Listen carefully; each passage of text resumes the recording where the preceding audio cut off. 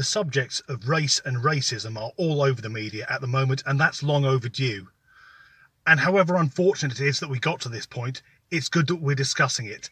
However, there are some people who are jumping on the bandwagon, trying to widen the racial divide and increase racial tension, such as at Black Lives Matter protests when counter-protesters turn up, far-right activists.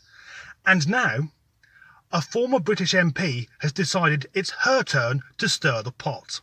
Enter Fiona Onasanya, the former Labour politician for Peterborough, and when she was elected it was hoped that being a woman of colour she would be a voice for ethnic minorities and women in what is still a white male-dominated parliament.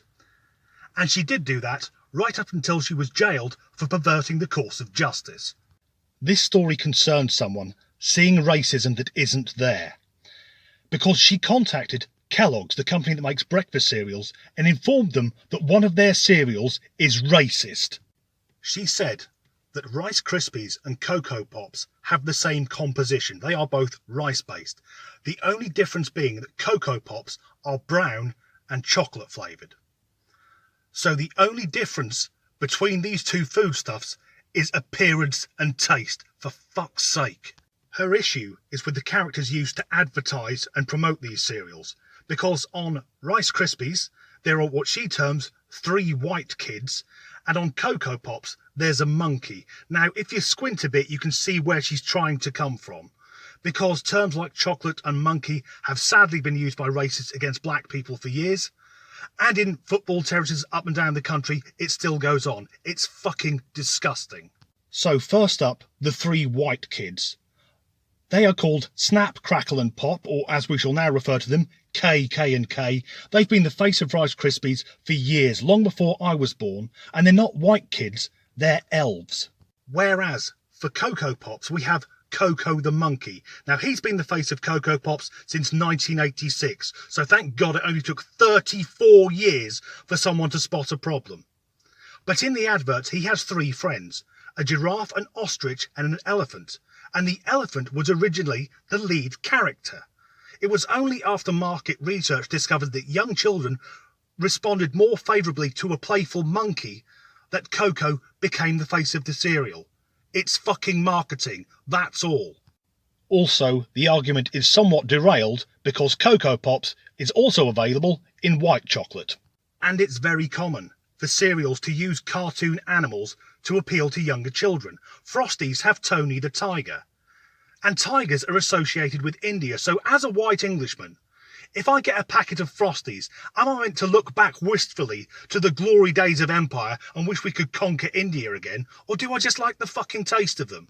And it's not just racism, it's sexism. Kellogg's biggest seller is cornflakes, and what's on the packet? A cockerel.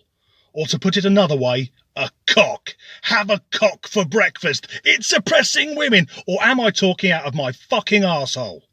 But Miss Onasanya wasn't done yet. She pointed out that John Kellogg helped to fund the Race Betterment Foundation, and that's got the word race in it, so it must mean racist. Mr. Kellogg, from where the company gets its name, was a devout Christian and believed in promoting healthy living. He spoke out about the dangers of alcohol and drugs. In 1922, he published a book on the dangers of smoking, and he believed people should live happy, healthy lives. The race he was seeking to better was the human race. But he was a white guy and it was in the past, so fuck it, let's call him a racist. An odd thing about cornflakes is that John Kellogg believed that because they were so bland, it would discourage people from masturbating. Has anyone ever thought that was a dull breakfast, I won't smash one out? Shit, I've just realised something. I had toast this morning, and when I put the bread into the toaster, it was white, and when it came out, it was brown. My toaster's complicit in racism. Fiona Onasanya went on Twitter again to complain that Kellogg's haven't got back to her.